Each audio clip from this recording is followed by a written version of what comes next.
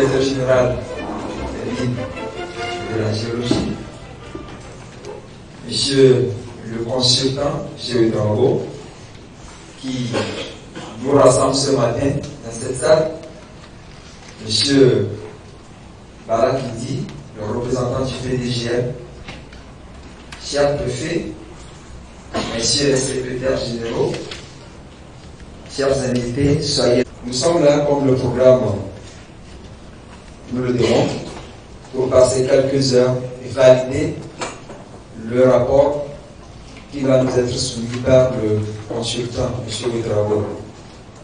Donc, sans trop monopoliser la parole, nous allons laisser le représentant du PDGM en la personne de M. Barak Idi Abalo, qui est le spécialiste des questions environnementales et sociales sur le projet, pour nous souhaiter la bienvenue.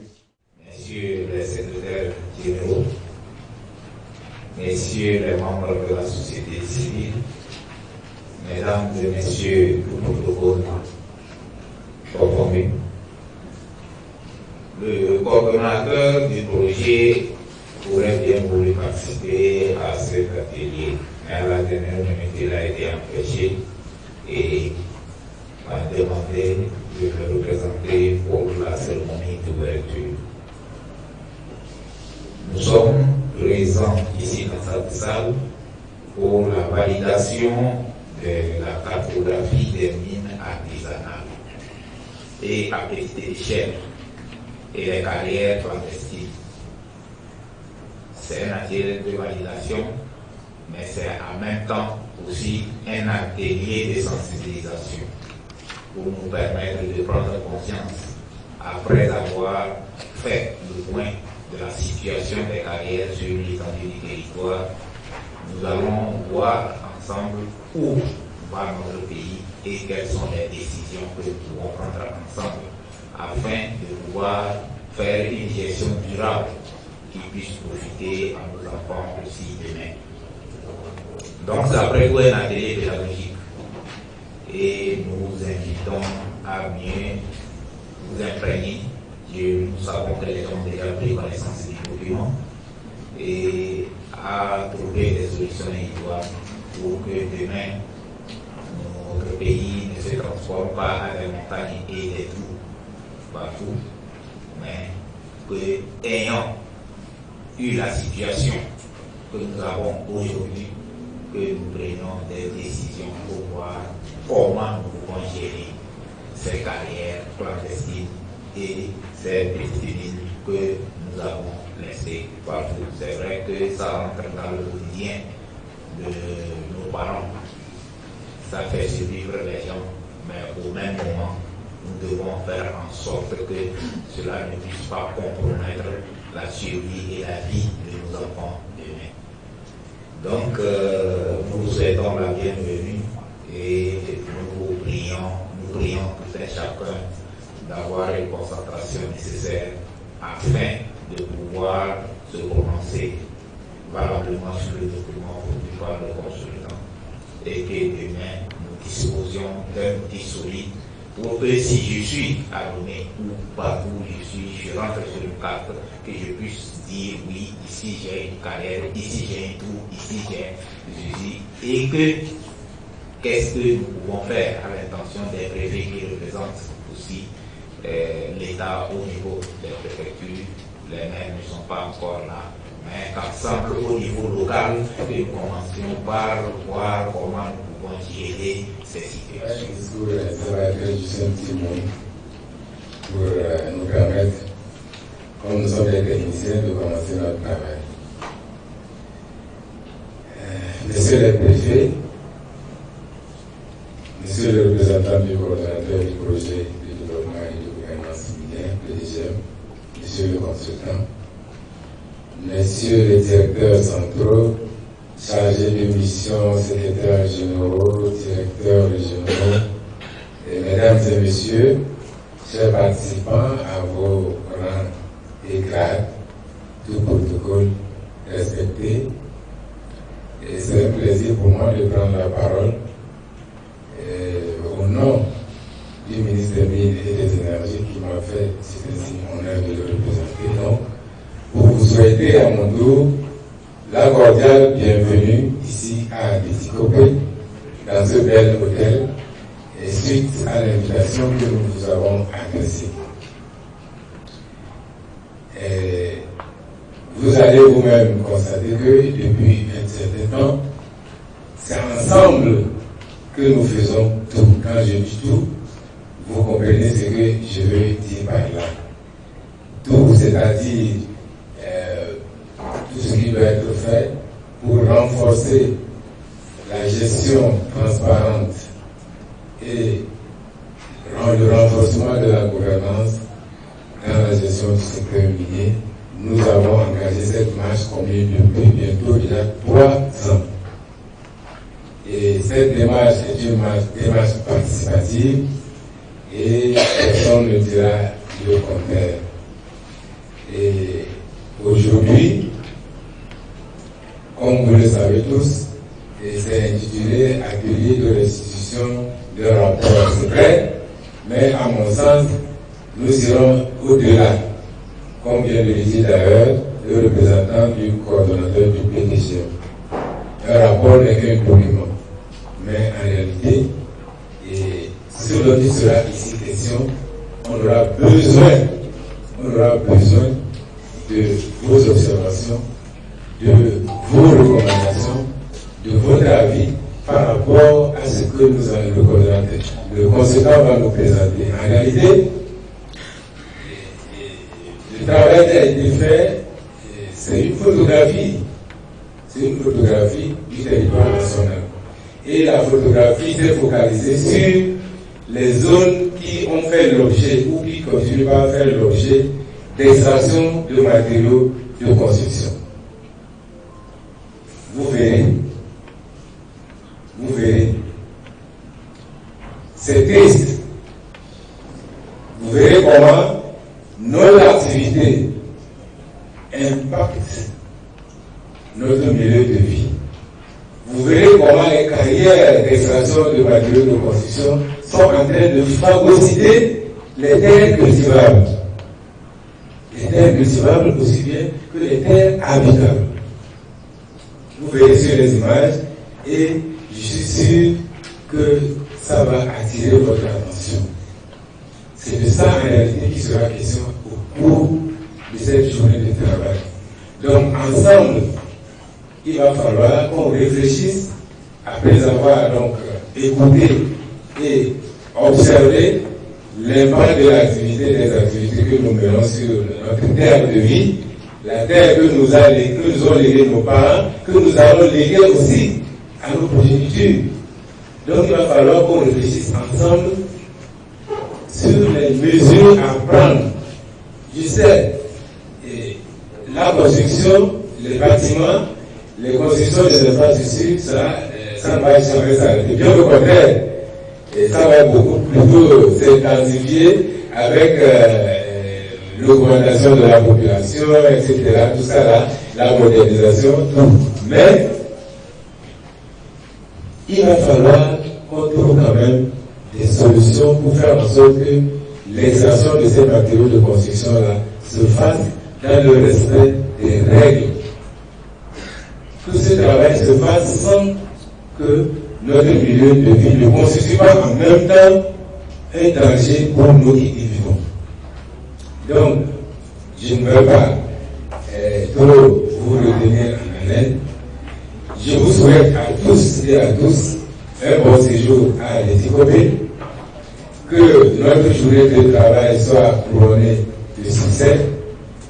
Et c'est à ce titre que je souhaite ouvert, je déclare ouvert les travaux de l'atelier de validation du rapport de cartographie des mines artisanales à petite échelle et des carrières clandestines sur toute l'étendue du territoire national. Je vous remercie. Merci. Damgar, directeur général des mines et de la géologie. Mourou François Ouedraogo, consultant. Je suis géologue et directeur d'une société de services au Burkina Faso et qui travaille dans toute la sous-région et je suis également directeur de l'Institut de formation de géologues pour l'exploration et l'exploitation minière au Burkina Faso. Son micro. Voilà. Nestor aussi Adjemou, je suis le directeur du développement et du contrôle minier à la direction générale des mines et de la géologie. Je m'appelle Ali Goya, au préfet de Yotam. Monsieur Fama Kajibara, secrétaire général de la préfecture de Tchaoula, représentant monsieur le préfet de Tchaoula. Monsieur Ahara Gendakana, secrétaire général de l'énergie, représentant le préfet d'Assoy. Bénisson Titi Vilater, employé à la préfecture de Lac.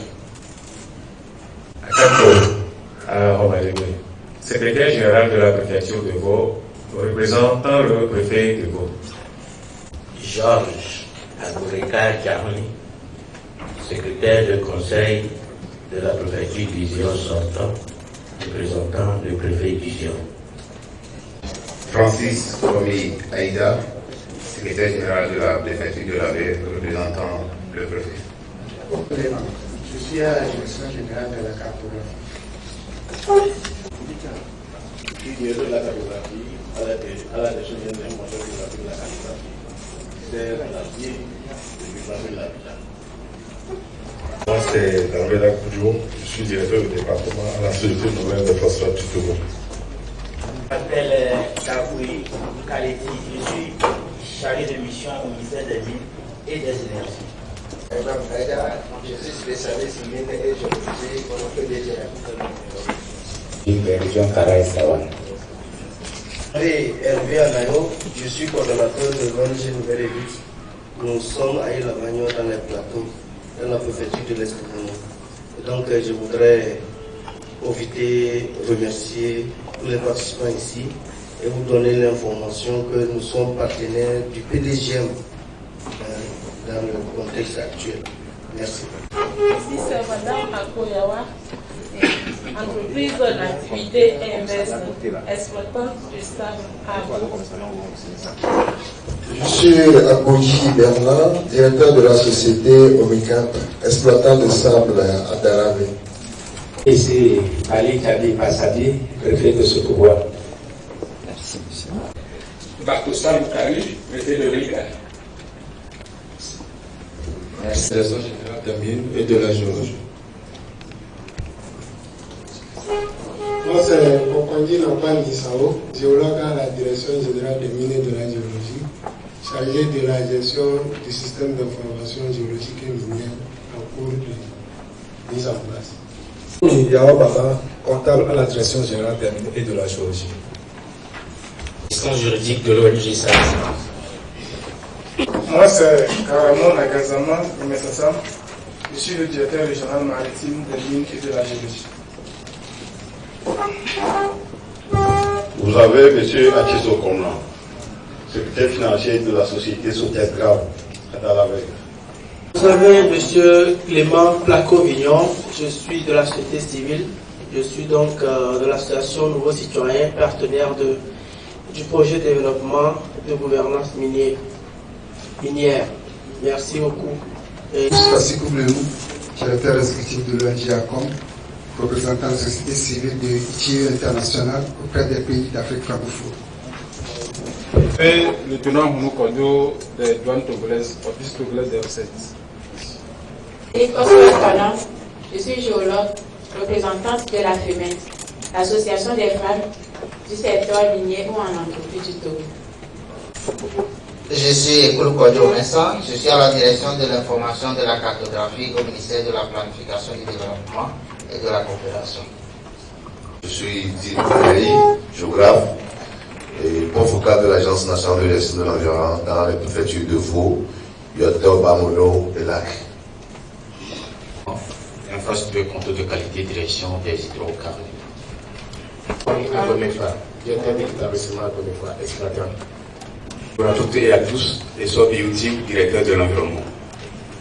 Basile Akama, secrétaire général de l'UTRANSAM, UTIGRAS, Union des transporteurs de sable et gravier sable, tronçon Kékévoka. Professeur à l'université de l'Omefa des sciences. Mavi Albenovivi, chef section à la direction de la TIA, ministère du Développement à la base. Je représente l'Institut national de la statistique et de l'étude économique, INSET. Moi, c'est Yaosé Abo, directeur régional des miniers de la géologie des régions des plateaux de la centrale.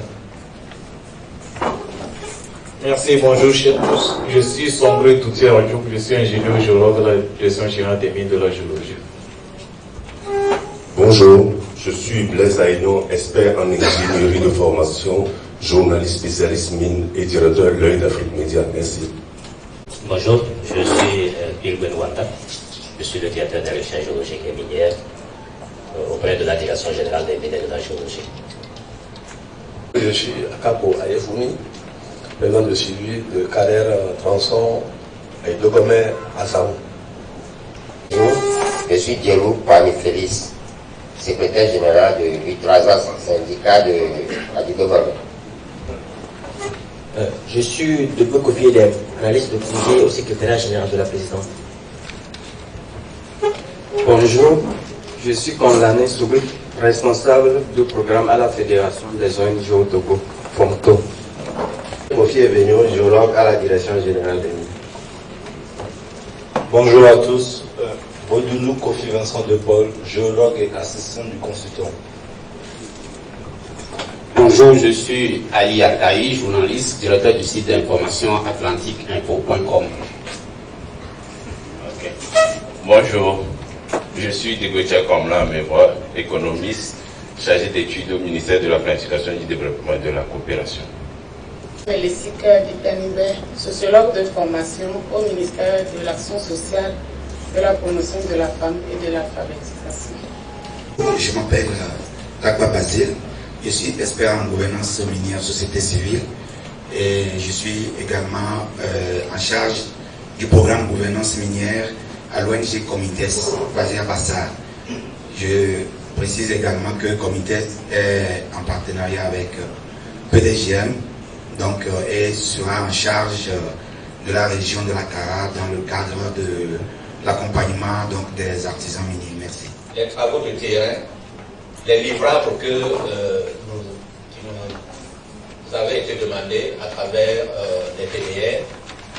Et ensuite, nous présenterons une petite analyse des informations que nous avons pu recueillir sur le terrain et au cours du traitement des données que nous avons récoltées.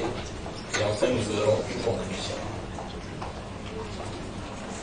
Alors, en introduction, une simple question de définition et de mise en contexte. Depuis ce matin, l'Océanie, il y a l'orpaillage partout, l'exploitation, que ce soit pour l'or, on appelle ça orpaillage, que ce soit pour le diamant, que ce soit pour le coltan, tout ça c'est de l'exploitation artisanale qui occupe en fait des millions et des millions de personnes.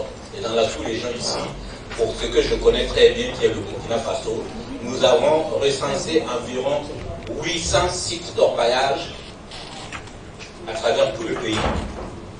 Nous avons recensé également environ 1 million de personnes impliquées dans l'orpaillage, c'est-à-dire toutes personnes confondues, les activités d'extraction, de commercialisation, le commerce alentour, les services. C'est toute une, j'allais dire, entre guillemets, une industrie qui s'est développée au niveau du Burkina avec les conséquences que nous allons vous présenter vers la fin pour montrer ce qui se passe ailleurs et dans quelle situation nous nous trouvons au Togo. Donc, si nous parlons de petites mines, nous parlons d'une exploitation qui est faite par des artisans avec des moyens rudimentaires. Souvent, c'est des activités familiales en ce qui concerne ce que nous avons vu ici. Et si nous parlons maintenant de l'exploitation clandestine des carrières, à côté de ce qui est officiel, nous avons vu énormément de carrières développées à travers le pays, mais notamment dans la partie, dans la région maritime. Et c'est de ça que nous parlons. Nous ne parlons pas d'autres types d'exploitation. C'est ce qui est fait artisanalement par les populations elles-mêmes au niveau du Togo, on s'est rendu compte qu'il s'agit de populations locales et c'est quelque chose que nous pouvons souligner vers la fin pour en tirer les conséquences et les conclusions. Cartographie, suite, c'est un projet de la Banque mondiale à travers ce qu'on appelle ici le projet de développement et de gouvernance minière, donc le PDGM. Le ministère de tutelle, c'est le pif du projet, comme ça a été dit. Selon les termes de référence, il s'agissait de localiser géographiquement tous les sites clandestins d'exploitation artisanale à petite échelle pour l'or et le diamant, notamment dans ce que nous avons vu, et l'exploitation de matériaux de construction, les sables, les graviers, les latérites et les quartzites sur toute l'étendue du territoire national. Alors, la caractéristique de ce projet, c'est que c'est une consultation individuelle. Donc c'est un expert individuel qui a été choisi et la durée d'exécution c'était de 4 mois accepté au cours des négociations. Les résultats attendus dans le projet, c'est une carte identifiant et géolocalisant l'étendue de toutes les mines clandestines artisanales à petite échelle et les carrières d'exploitation de matériaux de construction, comme nous avons dit, recensées sur toute l'étendue du territoire national.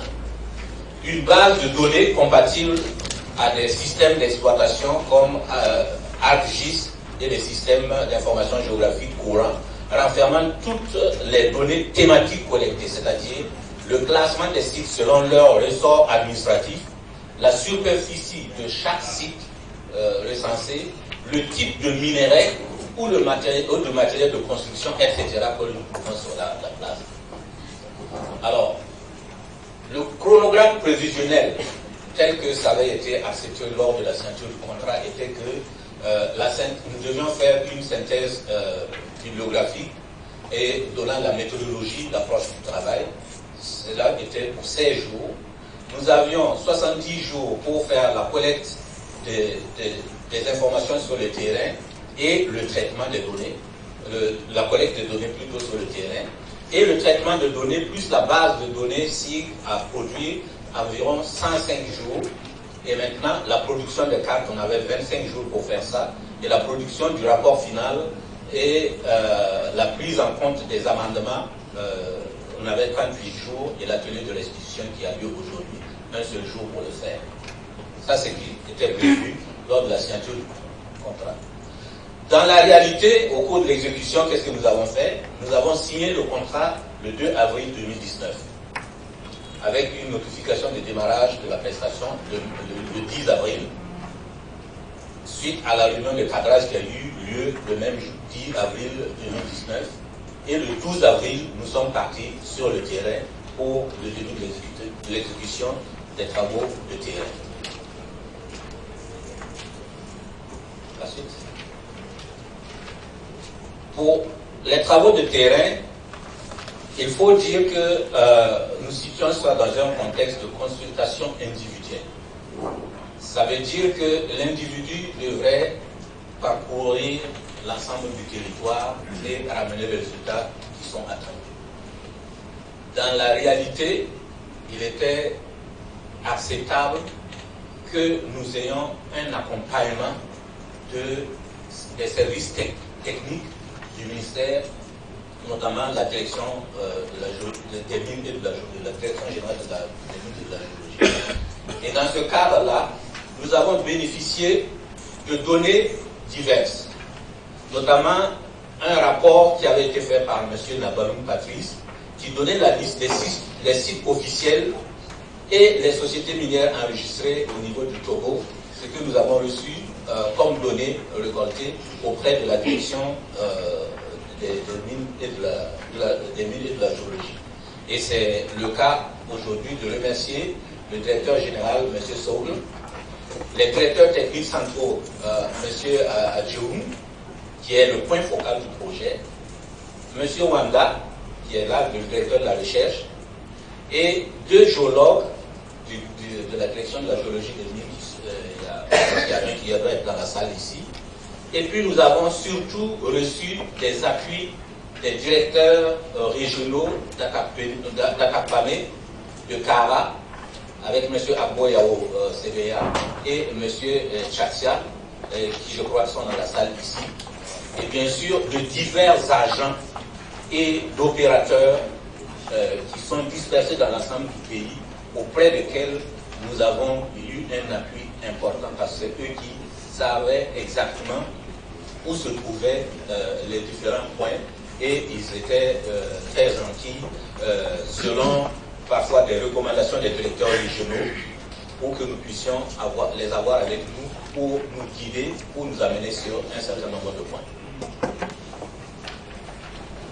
Alors, en réalité, la mission de terrain a duré 35 jours et s'est déroulée sans aucun incident ni accident. C'est important dans un travail comme ça qui couvre l'ensemble du pays de s'assurer que le travail est fait, et c'est d'ailleurs réclamé par les clients généralement, que vous ayez fait le travail et que vous rapportiez le nombre de jours que vous avez exécuté, que ce soit sur le terrain, et le nombre d'accidents qui a eu lieu, parce que malheureusement il y a des fois où il y a des accidents mortels, il faut que ça soit rapporté. Ça fait partie du bilan du projet. Dans notre cas, nous n'avons eu aucun incident, aucun accident, tout s'est déroulé correctement. Et il faut savoir aussi que les dispositifs sécuritaires et de santé avaient été pris dans le cadre du PDGM, notamment à travers la dotation d'un certain nombre de médicaments et surtout le vaccin antivenimeux dont nous avions besoin. Nous avions 2 doses systématiquement dans le véhicule. Au cas où quelqu'un est piqué par un serpent, il faut utiliser la première dose et garder une dose de secours, parce qu'au moment où vous évacuez, celui qui est blessé, vous ne savez pas si un serpent va piquer un autre qui est en tension de pierre. Et ça, il faut saluer le fait que le projet ait accepté de financer ça. Comme j'ai dit, nous n'avons eu aucun accident, aucun incident. Au retour, nous avons restitué notamment les vaccins, en dehors des médicaments consommables comme les aspirines et tout ça. Des trucs comme les vaccins ont été restitués, et je pense que le projet a dû utiliser ça de bonne manière pour que ça ne soit pas périmé. Alors, la mission, le déroulement de la mission sur le terrain, dans notre mode opératoire, ici nous ne sommes pas là pour faire vraiment de la technique, ce n'est pas un exposé technique que nous avons fait. Sachez simplement que dans ce que nous avions proposé comme démarche, nous avons proposé d'utiliser les images satellites pour faire un traitement filtré de l'image satellite, repérer des zones où nous pensons être des zones qui pourraient être des carrières. Il y a des manières de voir ça à travers les filtres que nous avons utilisés. Et à partir de là, positionner sur image satellite, et positionner les points que nous avons remarqués et aller sur le terrain pour avoir un guide pour aller systématiquement sur un point que nous pensons être une carrière ou un site d'exploitation, et de constater et de retrouver ça sur des fiches techniques que nous avons établies au départ, contenant toutes les informations que le projet voulait avoir, pour que le client voulait avoir, afin de renseigner l'ensemble du travail et des sites que nous allons rencontrer. Alors, je donne ici une image satellite traitée de la région maritime. Les informations, je ne vais pas aller dans le détail, il y a un certain nombre de points que nous avons repérés. Nous avons géoréférencé ça dans un système d'information géographique, et nous avons transféré les points que nous avons déterminés sur la carte topographique, afin de voir rapidement quelles sont les pistes qui nous permettent de nous rendre dans les zones. Et vous allez voir, par exemple ici, nous avons repéré des zones, tous les points rouges que vous voyez, c'est des zones de carrière. Et bien sûr, vous voyez très bien, tristement, qu'est-ce qui se passe autour de l'eau. Donc, pour nous rendre compte, parce que c'est un travail, j'allais dire, purement intellectuel au départ, la vérité se trouve sur le terrain. Donc après la réunion de démarrage, nous avons pris une semaine pour nous étaler sur cette zone-là, afin de vérifier point par point ce que nous avons estimé être des zones de carrière ou d'autres types d'exploitation. Il se trouve que dans la région maritime, notamment dans la zone côtière, c'est essentiellement des carrières. Et je crois qu'il n'y a que 2 points qui se sont révélés être des zones de production de briques ou quelques zones comme ça, qui est un plan d'eau que nous avons pensé être un site. Le reste, nous les avons contrôlés, c'est des carrières. Donc ça nous a conforté en ce qui concerne dans la région maritime, et nous avons tout vérifié, bien sûr, parce que nous avions avec nous donc les 2 géologues de la direction générale des mines et de la géologie. Eux aussi, ils avaient de l'information, et ça nous a permis d'aller rapidement et de vérifier l'accès, la connaissance des routes et tout ça. Il faut saluer le travail qu'ils ont fait avec nous dans ce sens-là. Alors, quand on va maintenant dans le reste du territoire, les images satellites, nous avons traité l'ensemble des images satellites de l'ensemble du territoire. Et nous avons, selon la même démarche que nous avons appliquée dans la région maritime, nous avons tenté d'identifier des points. Première difficulté, quand nous quittons la région maritime, nous rentrons dans des zones où il y a beaucoup plus,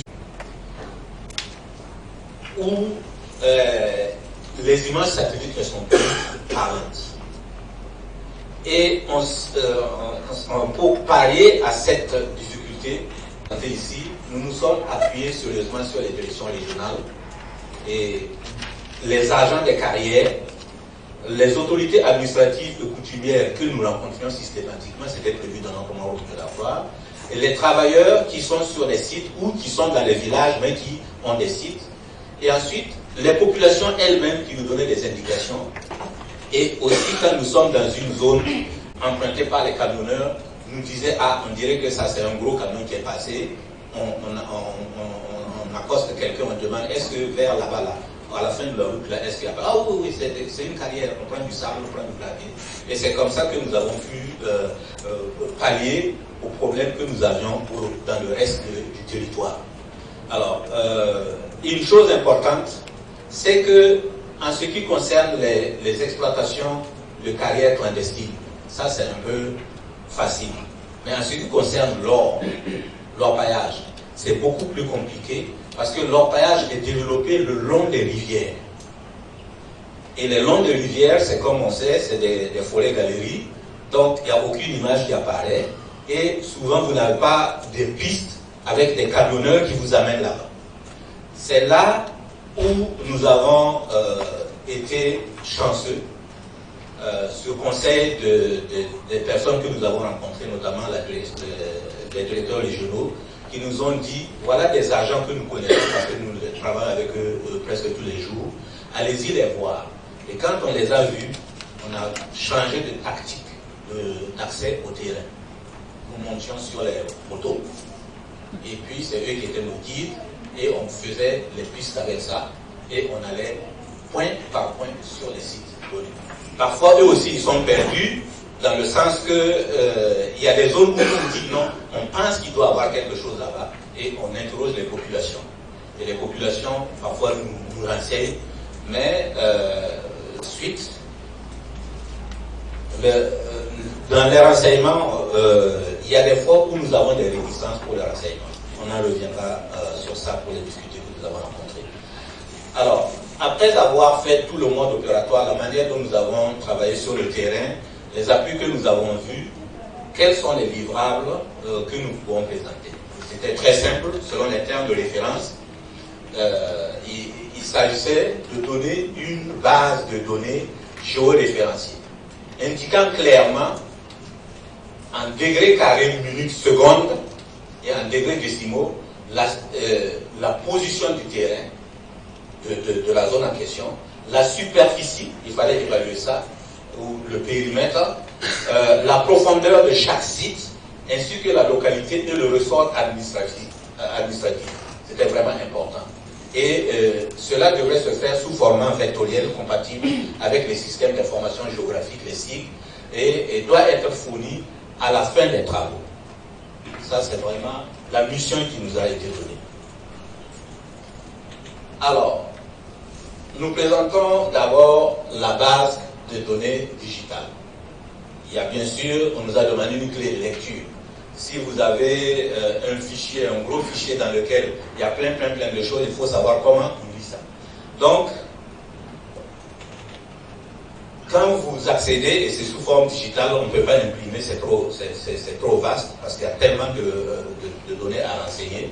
Nous avons, à la fin, découpé la base de données en une version par degré carré, comme cela était demandé par les termes de référence. Les degrés carrés. Puis ensuite, nous avons pensé que pour ceux qui ne sont pas des techniciens de la géologie ou de la géographie, les termes degrés carrés sont moins parlants pour eux que les régions.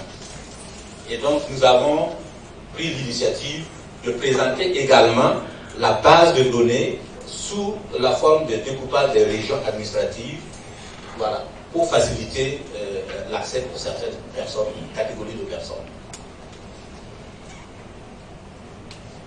Allons-y. Alors, maintenant, je crois que là, il était difficile de présenter réellement la base. C'est un truc digital, il n'y a pas moyen d'imprimer ça pour mettre sur PowerPoint pour présenter. Donc, c'est les techniciens qui vont avoir besoin de ça. Mais il est, comme j'ai dit, ça serait disponible au niveau du projet, au niveau du client, et qui saura comment faire parvenir ça, peut-être sous forme de degré carré ou sous forme de région, aux utilisateurs qui en auront besoin. Nous passons au deuxième type de livrable qui correspond aux cartes de situation des sites d'exploitation artisanale et d'exploitation des carrières clandestines.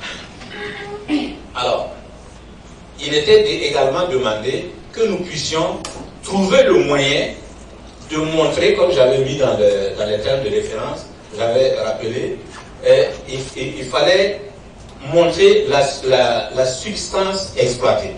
Donc nous avons créé des symboles qui consistent en des formes, des couleurs, pour être parlants, pour nous indiquer, premièrement, la substance exploitée, la taille du site, basée cette fois-ci sur l'extension du site.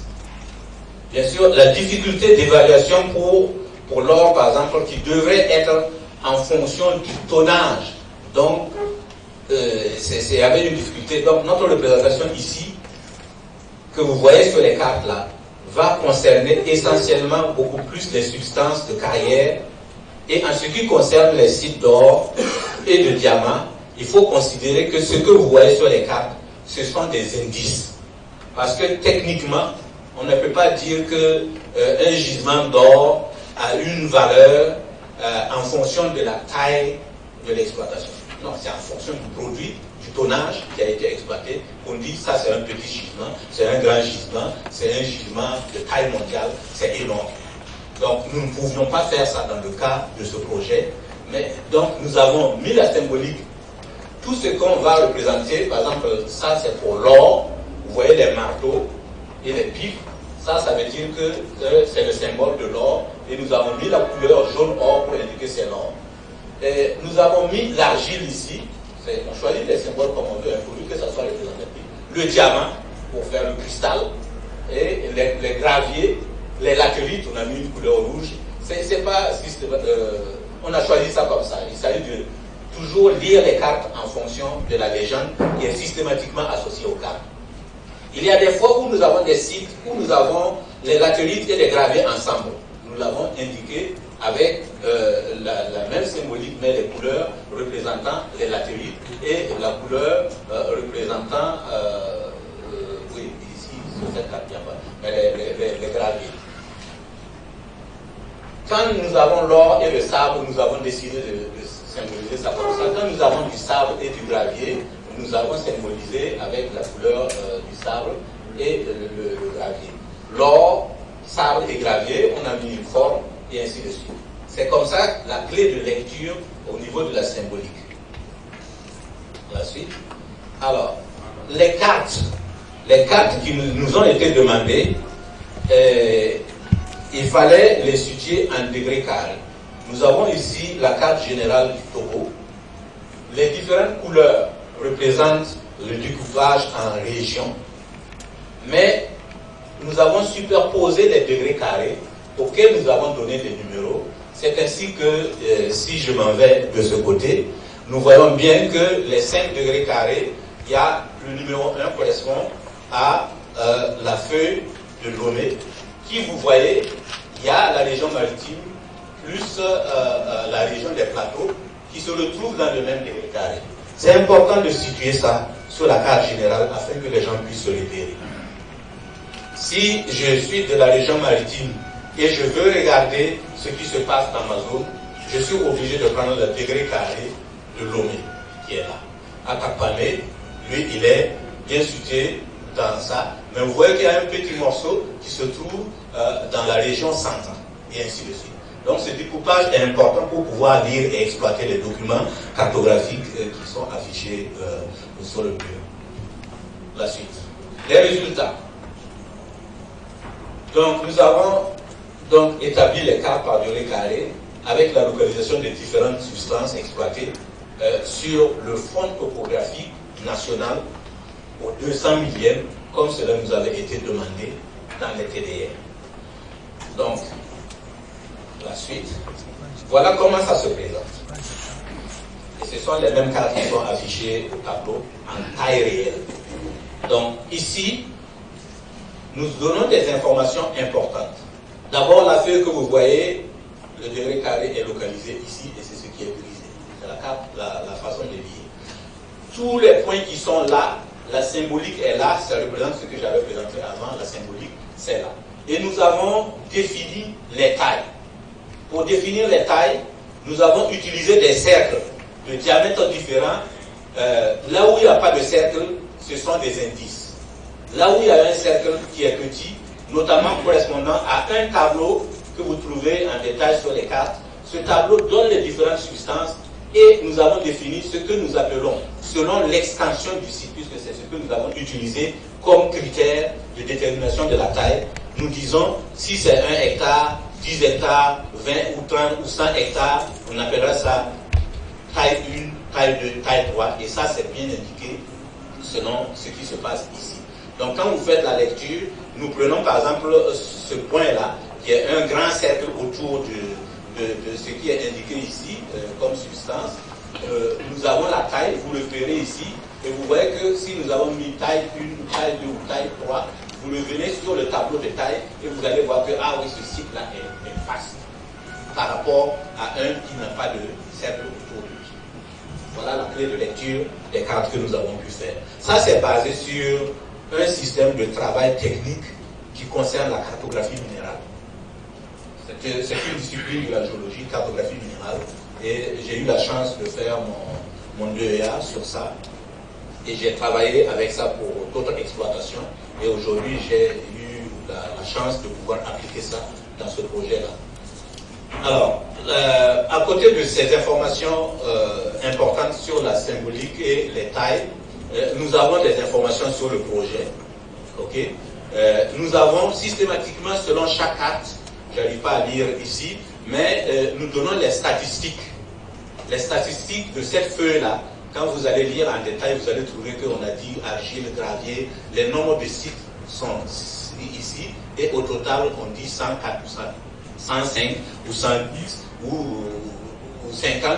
C'est l'ensemble des sites qu'on a recensés au niveau de cette carte-là. Et puis ensuite, il y a des informations à ce niveau-là, les hauteurs, les échelles, et puis le cadre du projet, la carte topographique qui a été utilisée. Voilà la façon dont nous avons représenté. J'ajoute, ça c'est pas pour dévancer la critique, il se trouve que le produit, le logo de la Banque mondiale, à côté du drapeau du Togo. Pour dire c'est une carte du Togo. Et les agents financiers ou bien les clients qui ont commandé cette carte-là, c'est les logos que nous avons ajoutés. Voilà, le produit final qui sera disponible va comporter ces informations-là. Donc, nous avons ça donc, pour le degré carré de Lomé. Et vous voyez la suite. On a le degré carré d'Atakpamé également. Voilà comment c'est distribué, tous les sites qu'on peut avoir. Vous avez les détails après, la suite. Le degré carré de Sokodé, nous avons fait ça. Ensuite, le degré carré de Kara, ainsi de suite, là où les choses sont concentrées. Voilà, la suite. Et le degré carré de Tapon, où nous avons la disposition des différents sites que nous avons rencontrés. Alors, si je reviens sur l'ensemble de la manière dont nous avons fonctionné, nous n'avons pas mis cette carte-là, mais dans le rapport, vous avez vu une carte générale du Togo avec les pistes et des points. C'est tous les points que nous avons visités à travers l'information, soit reçue par traitement d'image satellite et confortée par la reconnaissance sur le terrain, soit par indication des agents et des populations, et nous sommes allés visiter. Et une critique qu'on peut faire facilement, et que nous répondons à ça, c'est que vous avez des régions, des zones entières où il n'y a pas de point. Selon la technique appliquée, les dispositions que nous avons prises, le temps qui était limité, nous avons fait le maximum et il y a la plupart des zones où il n'y a aucune information, c'est que nous nous sommes renseignés auprès de tous ceux qui pouvaient nous donner des informations qu'en fait, il n'y a aucune activité qui se passe dans ce côté-là. Ok?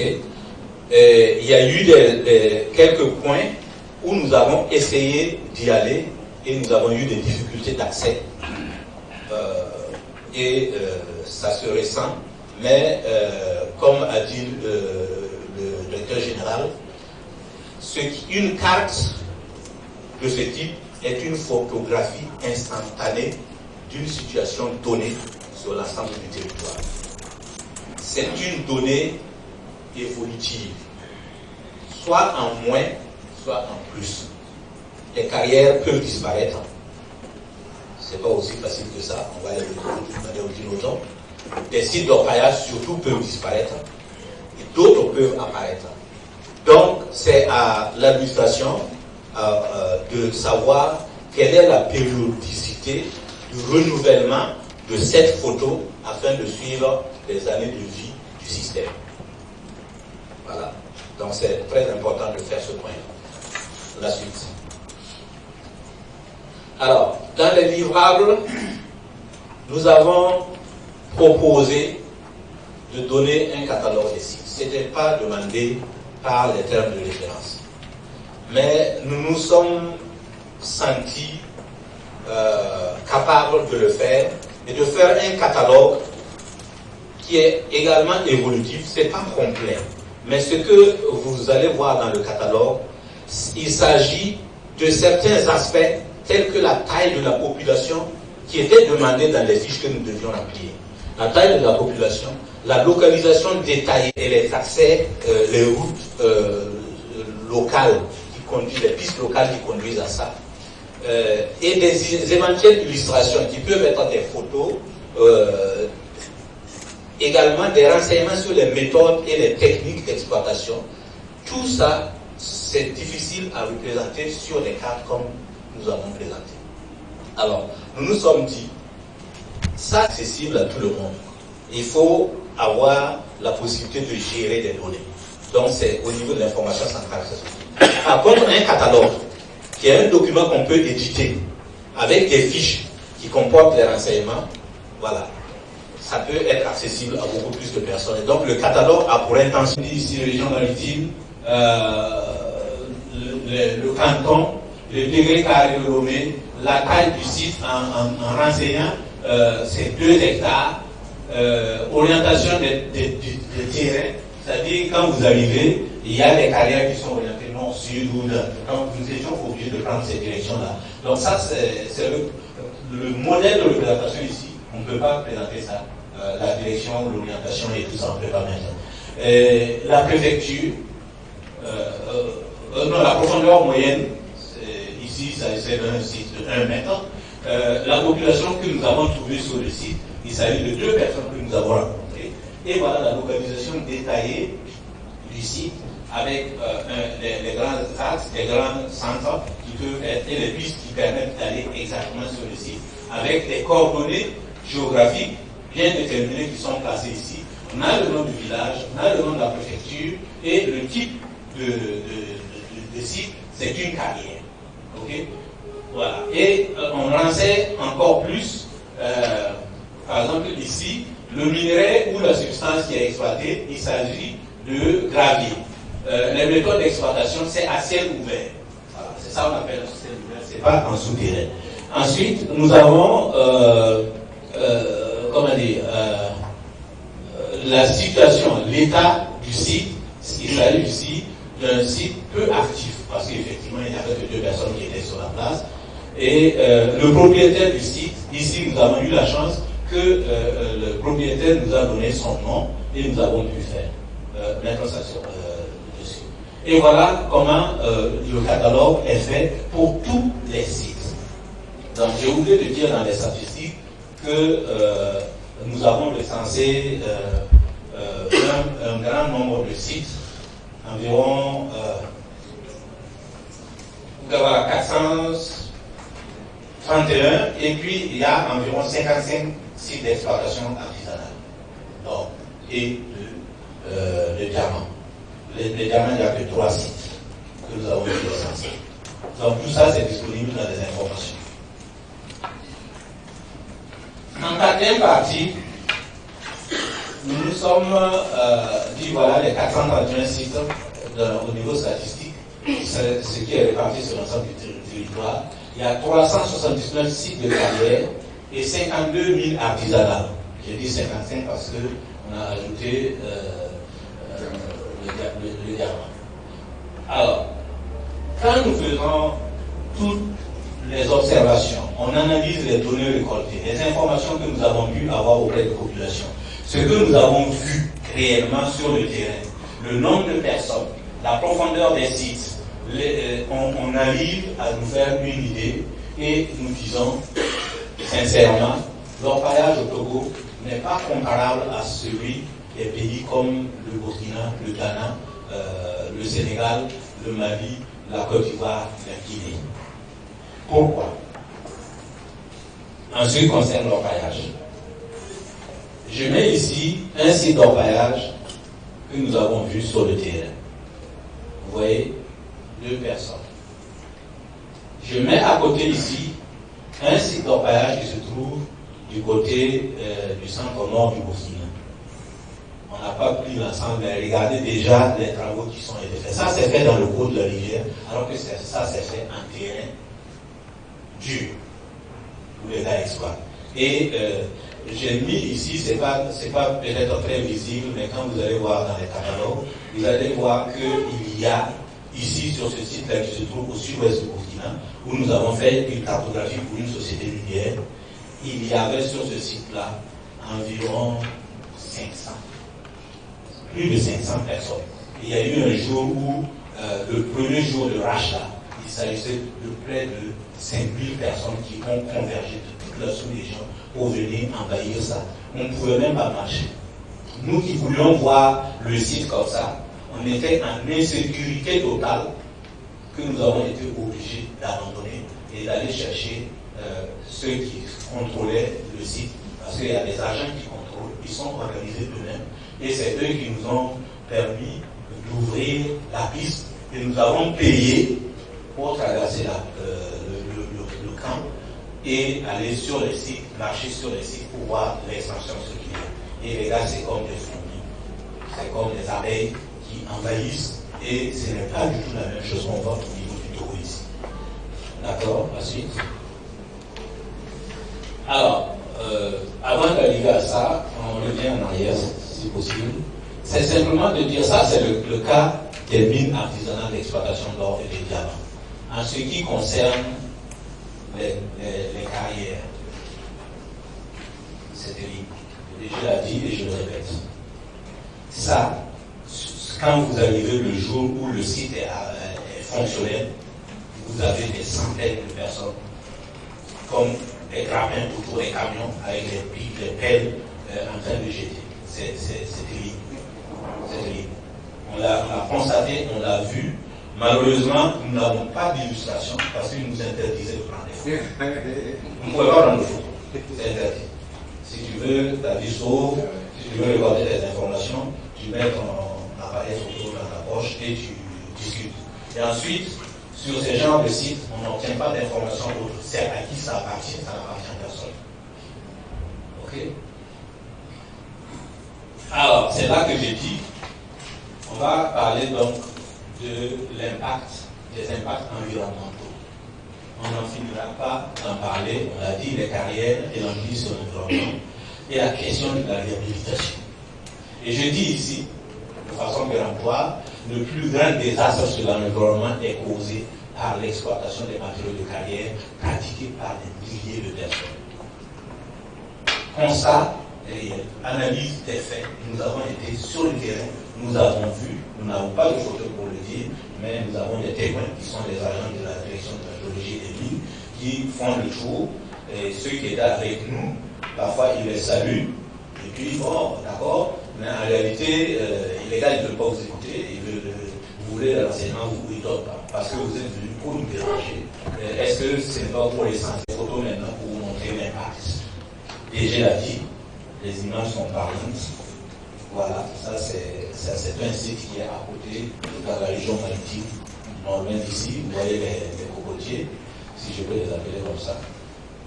Ça y est, non, je ne fais pas la distinction entre les différents types.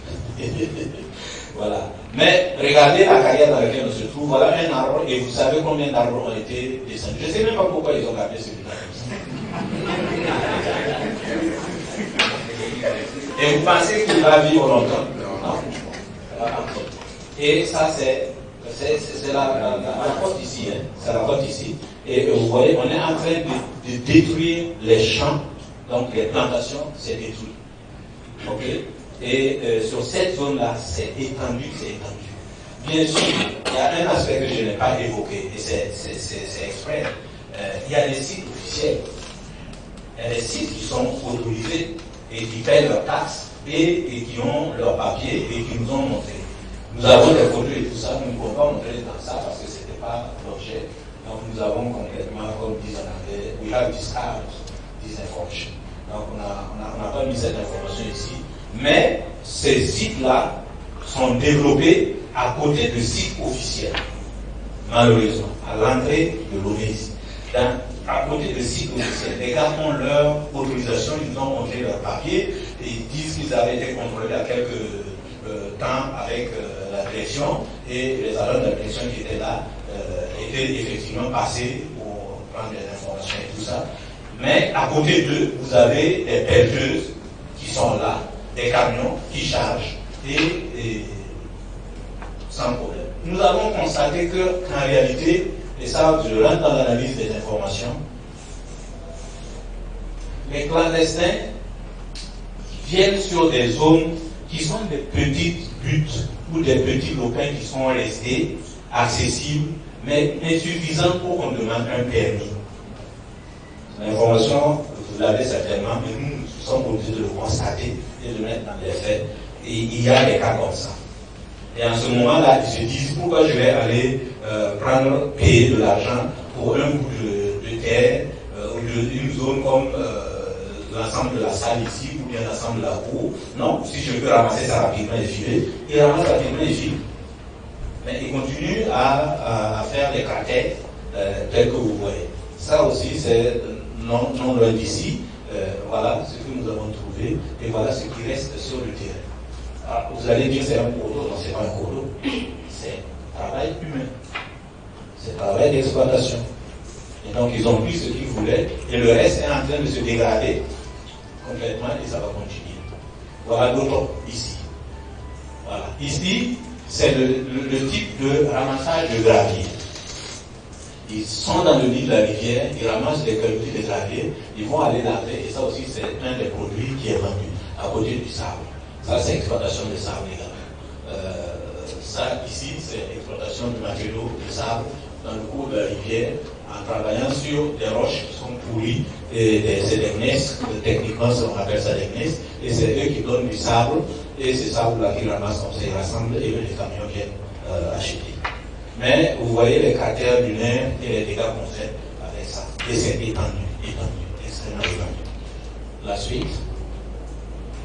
Voilà d'autres images, ça aussi c'est à côté. Voilà comment ils font au niveau des lits de rivière. Ça c'est à Zio, dans ce site-là, au Copé. L'image maintenant dont je parlais, c'était ça. Et voilà les camions clandestins qui sont là en train de ramasser à Zio. Hein? Voilà. La suite. Alors, en ce qui concerne les mines artisanales à petite échelle, qu'est-ce que nous avons voulu montrer ici? C'est les dégâts. Il y a des dégâts. Alors, les dégâts que nous voyons de ce côté, c'est par exemple ce genre de travail au niveau des berges. Vous savez, il y a une forêt galerie qui est là, qui va être détruite si on continue. Parce que pas que les gens trouvent de l'or dans les berges, ils vont continuer à travailler. Voilà ce qui est fait ici avec des switches pour faire le traitement. Cette image, vous l'avez déjà vue. Voilà les femmes qui sont en train de travailler au niveau du site. Voilà comment on démantèle, on détruit les arbres. Ça, c'est le travail humain, c'est pas les pauvres qui ont fait ça. Et voilà comment la bonne dame ici est en train de creuser dans un lit au niveau de la berge. Et c'est du travail difficile, manuel, dangereux dans certains égards, parce que pour le moment ça va. Mais quand elle va aller en profondeur, comme dans ces zones-là, vous pouvez avoir des éboulements et il y a des accidents qui peuvent arriver. La suite. Alors, je vous ai dit qu'on va faire des comparaisons. Ce n'est pas pour vous alarmer. C'est pour dire que voilà des exemples d'impact négatif de l'activité de nos pays voisins, comme le Burkina Faso. Ça, il y a des habitations ici. Le site d'orpaillage n'est pas loin, ils exploitent de ce côté et ils viennent laver ici. Et de nouveau, près. Pour ce qui concerne le Burkina, et Dieu merci, ce n'est pas le cas du Togo, les gars, ils utilisent du cyanure. Ils creusent, ils en mettent, ils en exploitent, les oiseaux viennent, ça meurt, on enlève, on jette et puis on récolte l'or. Hein? Et on pompe. Donc, il y a possibilité de drainage par la saison de pluie d'eau qui peuvent être contaminés par le cyanure et qui viennent dans les pompes ici. Les animaux viennent boire et la nappe est polluée.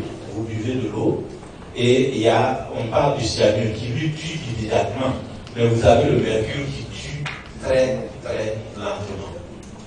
D'accord? Et ça, les mines industrielles utilisent du cyanure. Mais c'est dans des colonnes, des citernes bien protégées et faites. Quand ils font de la lixiviation, c'est qu'on dit techniquement, la lixiviation en tas, les bâches qu'eux, ils ont simulées ici, là, ce sont des bâches à membrane non,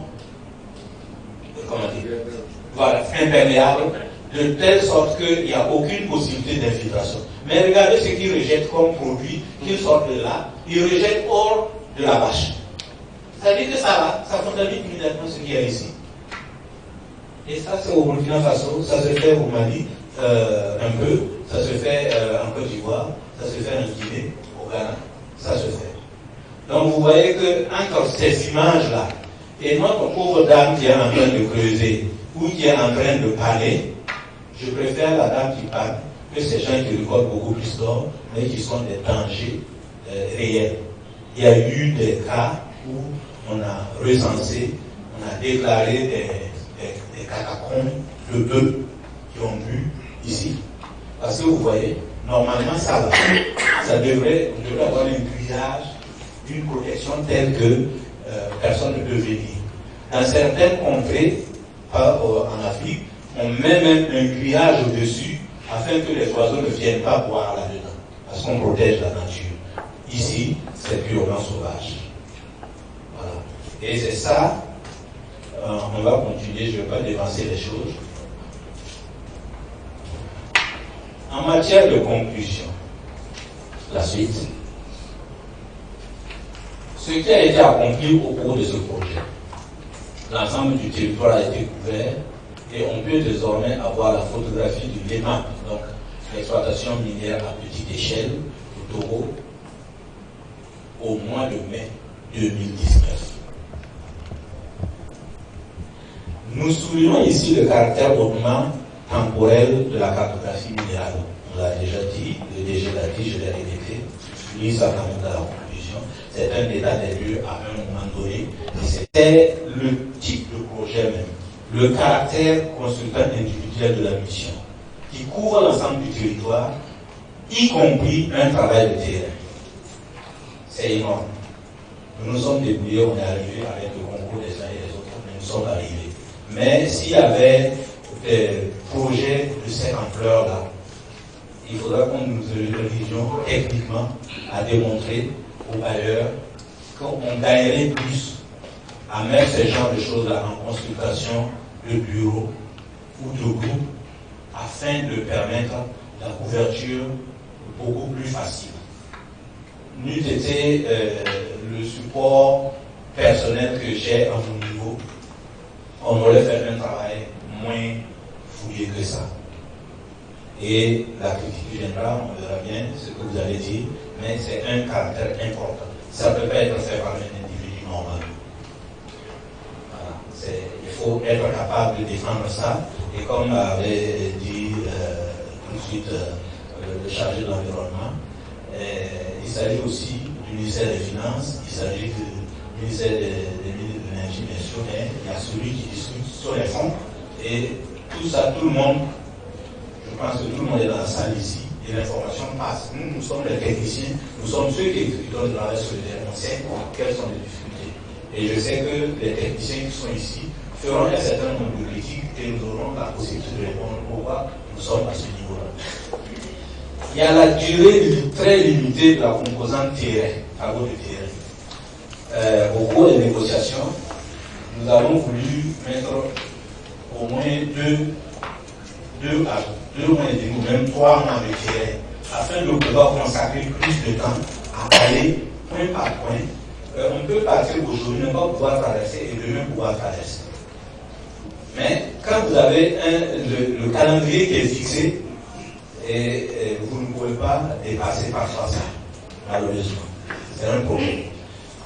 Nous avons déclenché les travaux tardivement, bon, c'est en raison de la mise en route, et nous nous sommes confrontés à l'installation de la saison des pluies, qui a fait qu'il y a certains accès qui étaient limités. Je vous donne des exemples. Voilà, on était là. Il fallait traverser, aller à plusieurs kilomètres, mais il fallait prendre par la route. On nous a indiqué qu'il y a un site, on ne pouvait pas y aller en voiture, on ne peut pas aller à pied, on ne peut pas aller en moto, parce que devant, on s'est retrouvé coincé par une autre rivière, on ne peut pas passer. D'accord? Voilà un peu la jonglerie qu'on a pu faire dans certains endroits, avec des voitures qui sont embourbées dans les autres. Ça, c'est le métier. On vit avec ça. Tout le monde met la main pour pousser la voiture et sortir. Alors, dans les conclusions qui dérivent de l'observation de tout ce que nous avons rencontré, et aussi l'analyse des données, avec, j'allais dire, un fond de connaissances et d'expertise, j'ose le dire, nous pouvons, dans les perspectives, poser un certain nombre de questions. La géologie du Togo est réputée différente de celle des pays voisins dits guinéens. Les techniciens savent que ce qu'on appelle guinéens, ce sont les terrains qu'on trouve au Ghana, en Côte d'Ivoire, au Burkina Faso, en Guinée, une partie du Sénégal, une partie du Niger, qui sont des terrains qui sont réputés dater de 2 milliards d'années minimum. Et c'est sur ces terrains que se trouvent les grands gisements d'or du Ghana et ainsi de suite. Pensez-vous que le Togo qui est à côté du Ghana, et comme j'ai dit ici, cela est-il vrai aussi pour le potentiel minier condamné systématiquement à tort, soit disant que les terrains du Togo sont hautement métamorphisés, c'est-à-dire c'est des terrains qui ont été affectés par un événement tectonique, c'est-à-dire c'est un événement, j'allais dire pour simplifier le langage, de création de chaînes de montagnes nouvelles par compression des terrains qui existent, soulèvement des montagnes et ainsi de suite. Et il se trouve qu'au niveau du Togo, il y a une partie du Togo qui a été affectée par un nouvel événement après les 2 milliards d'années là, beaucoup plus récemment, ce qu'on appelle le panafricain, il y a eu un événement qui a affecté le Togo. Mais ça n'a pas affecté le vide, n'est-ce pas? Ça a affecté les terrains qui existaient. Et je pense que les terrains qui existaient au Togo, la suite, les terrains qui existaient au Togo sont des terrains qui sont les mêmes qui existent au Ghana, au nord, côté du Burkina Faso et le reste de l'Afrique de l'Ouest. S'ils sont affectés, et techniquement, scientifiquement, nous savons qu'un certain nombre de gisements, s'ils se sont formés, ils deviennent comme des roches. Et quand ils sont comme des roches, ils sont affectés par les événements culturels qui arrivent. Mais on ne peut pas les effacer. S'il y a du diamant dans la terre, ça a dû prendre ça, frapper, gondoler, glisser comme tu veux, le diamant, il ne glisse pas, il est là.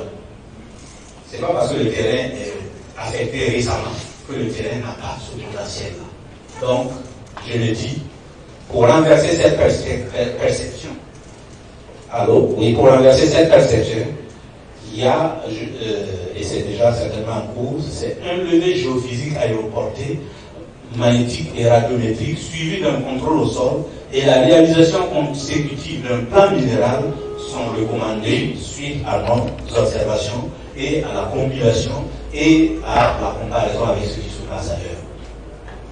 Pourquoi? Parce que ça c'est du Togo, c'est de l'or. C'est de l'or. Ça ne vient pas du Guinéen. Je veux dire, ça ne vient pas du Burkina, ça ne vient pas du Ghana, ça vient du Togo. Concret. Avec des pépites. Vous avez vu qu'on a mis une échelle ici pour dire, vous voyez ce qu'on voit dans le pan de cette femme qui a balayé dans la rivière.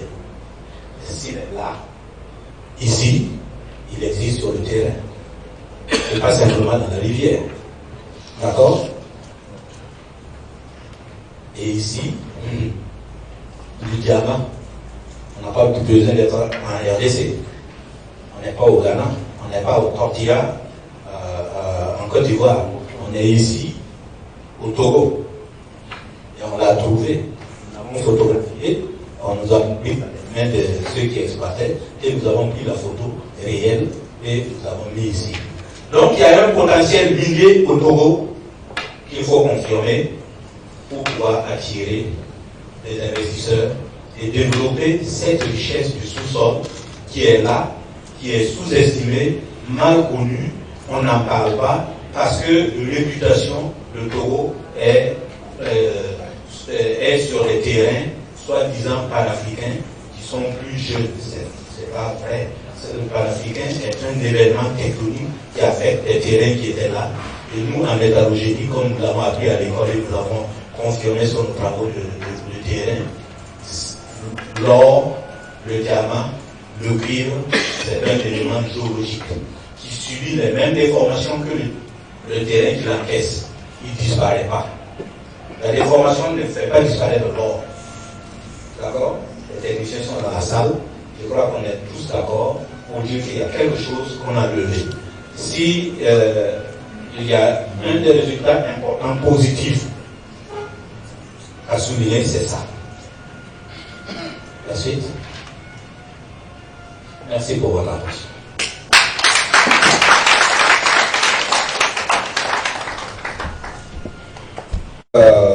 Attention et émotion, la présentation du cas.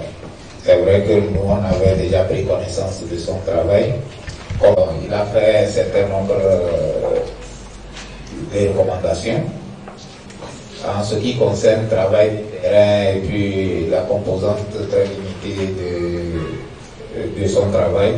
Et le travail en consultant individuel, je pense que c'est noté. Et dans les prochaines études, on en tiendra compte. Je pense que le PDGM a coupé les herbes sous les pieds du ministère de l'Environnement. Monsieur Balak Kendi, qui est du ministère, sait qu'on avait ça en projet de faire une cartographie et de soulever les problèmes qui se posent. Donc nous saluons ce travail qui a été fait, très fouillé. Et je n'aime pas de question en tant que thème, mais c'est des propositions, des réflexions. Et nous savons que nous allons entrer très prochainement et activement dans la communalisation.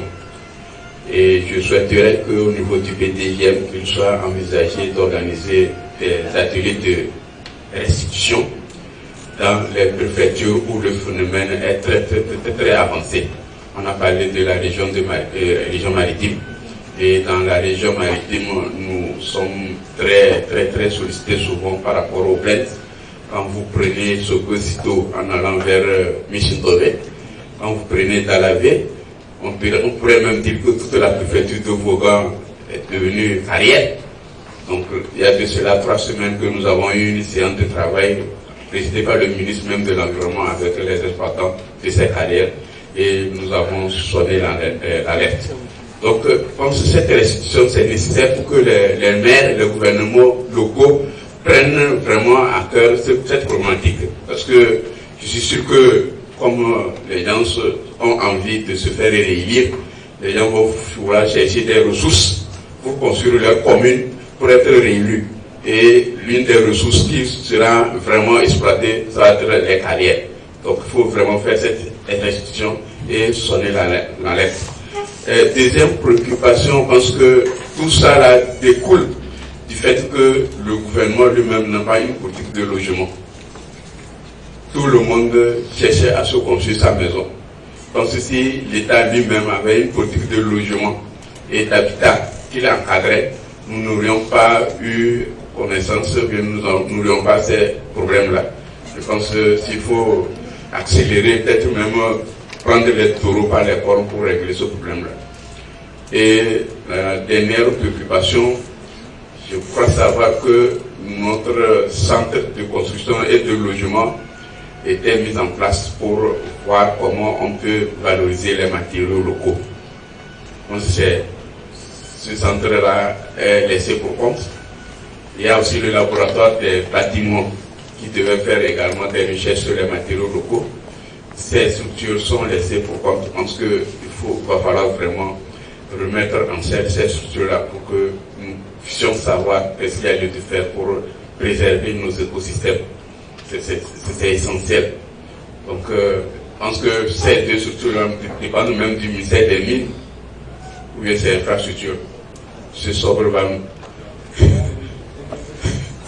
Mais dans le temps, c'était le même ministère.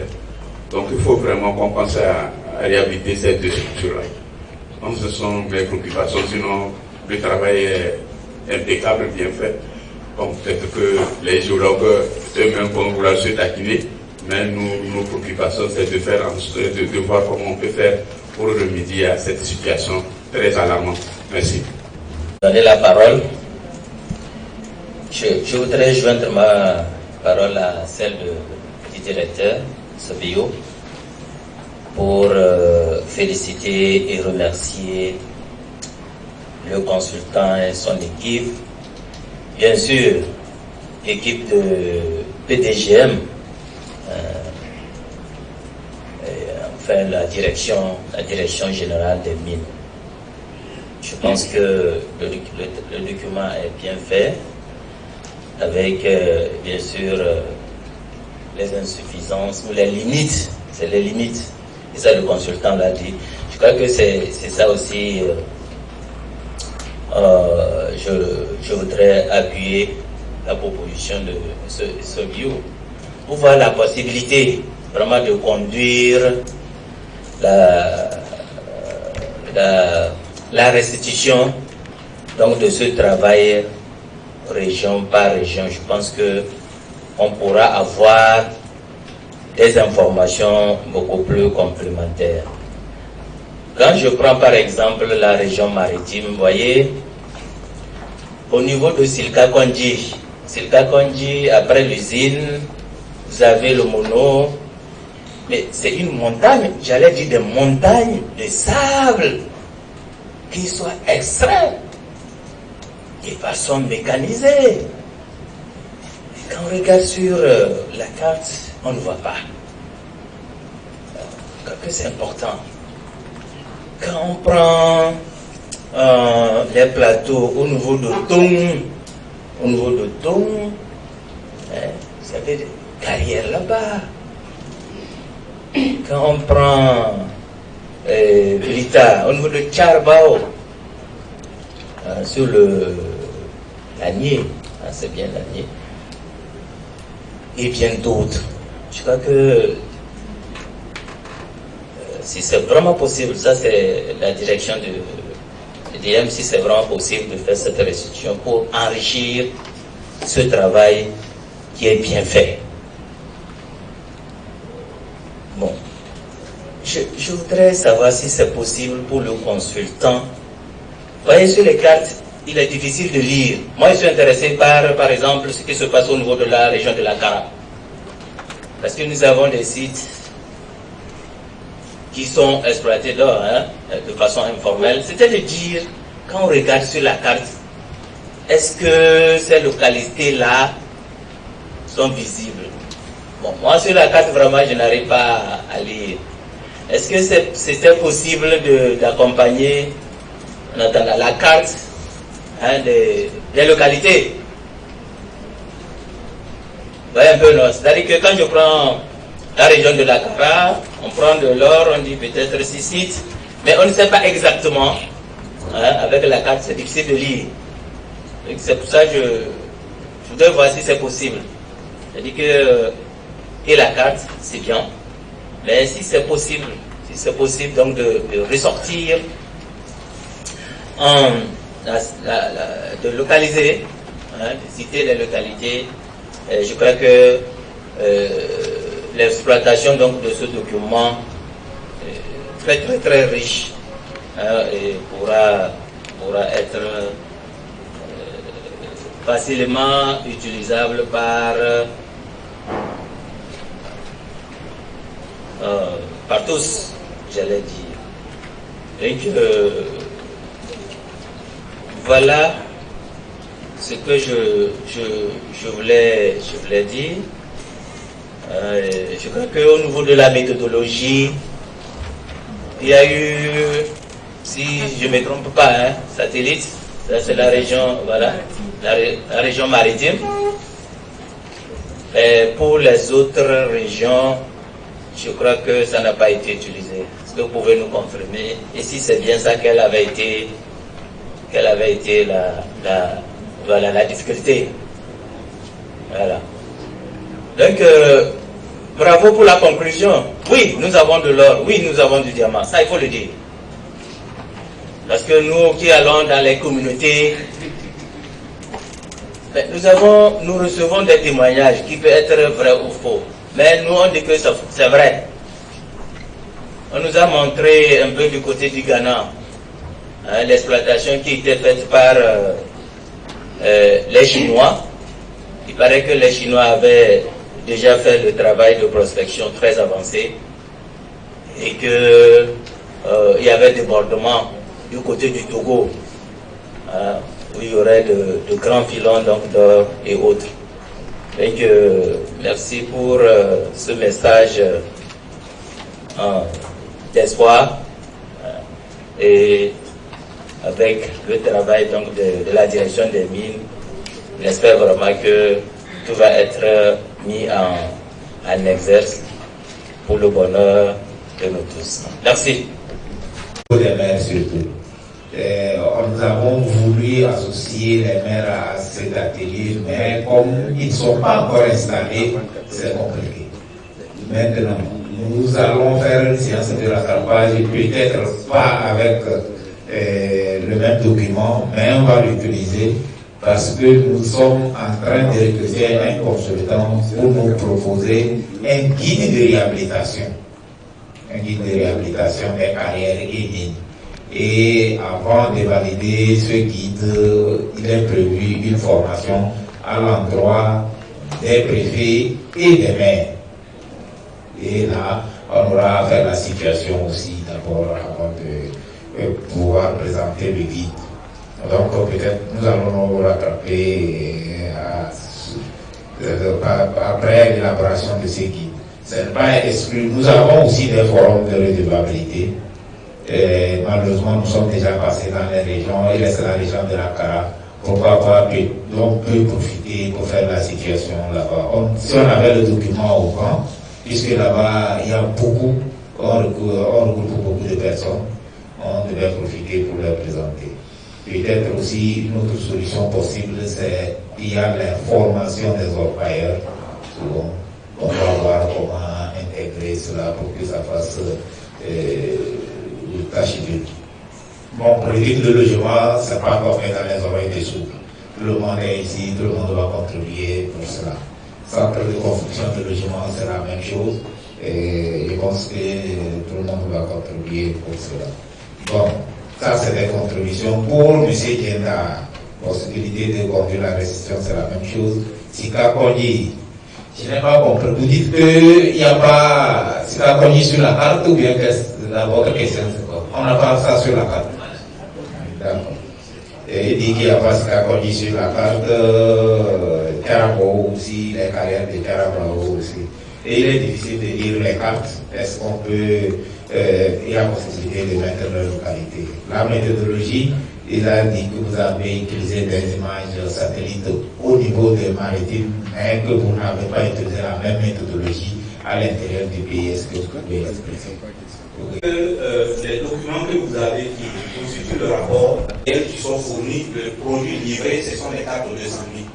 Là, les points sont visibles. Je les ai affichés afin que, par occasion, vous puissiez faire le tour pour regarder à quoi ça correspond. Donc ça, c'est déjà un peu résolu dans ce sens-là. Pour le rapport, c'est juste pour dire, voilà, on a fait quelque chose de descendre à ça. C'est pas avec ça qu'on peut lier. Concernant la question de, je vais dire, la question de technique d'approche sur le terrain, je l'ai expliqué en fait en long et en large. Ça veut dire que nous avons eu la couverture satellite de tout le pays. Nous avons essayé de travailler avec et on a des limites à cause de la nature des opérations sur le terrain et de la nature même des terrains. Vous voyez, quand nous sommes sur le socle, quand vous avez les carrières, la carrière qui se développe dans un terrain de sable sur une zone granitique, la réfléquence n'est pas tellement différente du terrain granitique qui apparaît également sur la formation. En ce moment-là, vous avez des difficultés d'identification de ce que vous voyez. Ça, c'est un premier point par rapport à la qualité de discrimination de l'image que nous avons. Deuxièmement, il se trouve qu'en dehors, tout ce que nous voyons, la plupart des choses que nous voyons, que ce soit beaucoup de carrières de récupération de gravier et tout ça, c'est dans les lits des cours d'eau.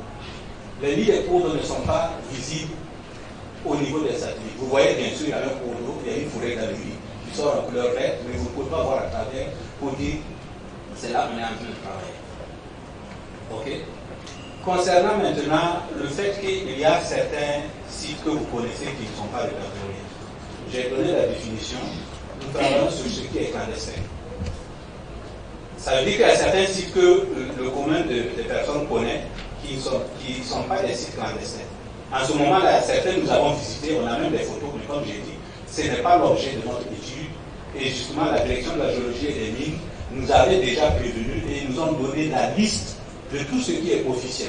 Sinon, au cours de nos opérations, sachant qu'il y a certains sites qui sont officiels, nous ne les avons pas repérés. Il y a certains que nous n'avons pas bien identifiés et nous étions retrouvés avec plus de 550 sites.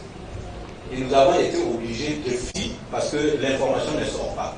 Il y a des endroits où nous sommes allés et nous savions qu'il y avait des sites, mais il faut aller directement. Parce qu'on n'a pas d'autre repère que le travail qui a été fait en 2017 par M. Nabalou. Il a été question de regrouper les gens qui sont intéressés, qui sont impliqués dans les villages, dans les centres. Là, il a eu beaucoup de personnes qui ont dit il y a ça, il y a ça, il y a ça. Bon, malheureusement, lui n'avait pas la possibilité d'aller sur le site lui-même pour constater qu'il y a. Mais comme je dis, ce que nous avons constaté, le peu de monde, comparativement à ce qui se passe, le potentiel est là. Ils vont le développer. C'est comme l'agriculture, quand les gens commencent à cultiver du coton, une fois qu'ils gagnent de l'argent, ils vont étendre les champs. Ils vont peut-être essayer d'utiliser d'autres techniques techniques ou d'autres méthodes pour augmenter la production. Et justement, je souhaite grandement que les formations qu'on pourrait organiser montrent aux paysans, aux artisans, qu'ils peuvent avoir de l'or et beaucoup d'or sans utiliser ni le mercure ni le ciel. Okay. Ils ne savent pas que les gars allaient exploiter comme on a dit, mais attendez, il y a des gens qui sont chargés de bien faire les choses. Allez les voir, qu'ils soient officiels, et en ce moment-là, vous allez avoir le contrôle. Le directeur de la géologie et des mines peut être là, mais est-ce qu'il peut interdire à quelqu'un à qui vous avez dit vous avez vendu les hectares? Vous avez vendu les hectares, les gars, ils lui disent comme ils veulent. C'est pas après qu'il faut venir vous plaindre. Voilà. Donc, c'est un petit encart que j'ai mis par rapport à ça. Sinon, le reste, là, c'est des très bonnes contributions que j'ai entendues et qui nous permettent donc d'enrichir ce que nous faisons et surtout pour la postérité, pour ce qui peut se passer après.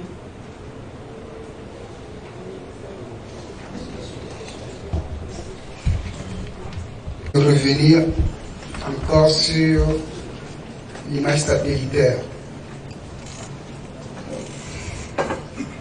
Ma question est de savoir, par rapport à la technologie utilisée, étant donné que le consultant a déjà utilisé ça ailleurs, n'a-t-il pas anticipé les problèmes qu'il a eu au niveau de la qualité de discrimination des images obtenues?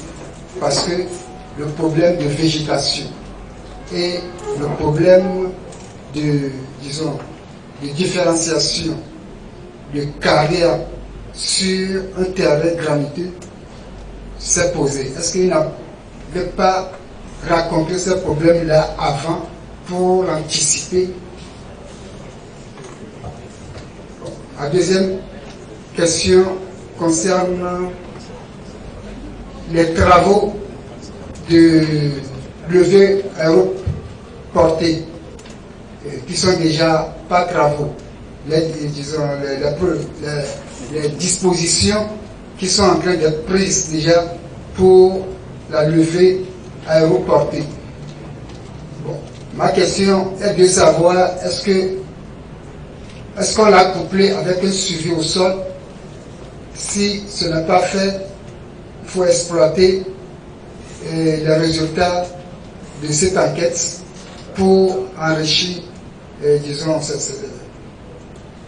l'entame de ces travaux-là, de façon à pouvoir avoir quelque chose qui soit plus efficace. Je vous remercie. C'est très important. En fait, il y a plusieurs sources d'images ou de qualité d'images satellites. Il y a des qualités qu'on peut acquérir à coût de millions et on fait le travail sans aucun problème. Nous l'avons fait en société minière parce que eux, ils ont l'argent pour payer des millions pour récupérer des images de haute résolution et de haute qualité. Dans le cadre de ce projet, l'enveloppe est telle que vous ne pouvez pas faire ça. Okay? Ils sont là pour confirmer que nous avions fait des propositions qui faisaient qu'on sortait du cadre de l'enveloppe que la banque donnait pour faire ce travail-là. Donc nous avons été obligés de nous rabattre sur des images, bien sûr de moindre qualité, mais qui permettent quand même de faire quelque chose. Mais il est très clair qu'en ce qui concerne les autres régions là, où tout est en forêt galerie, à moins que vous utilisiez des images raster, des choses de ce style-là, raster plutôt pas raster, vous ne pouvez pas distinguer. D'accord? On voit les cours d'eau, on sait que c'est dans les cours d'eau que ça se passe. Donc, selon les informations des populations et de l'administration régionale, nous l'amenons sur tel cours d'eau et nous faisons la piste. Enfin, nous suivons le cours d'eau pour l'essentiel ce qu'il y a. Je crois que ça a été suffisamment efficace.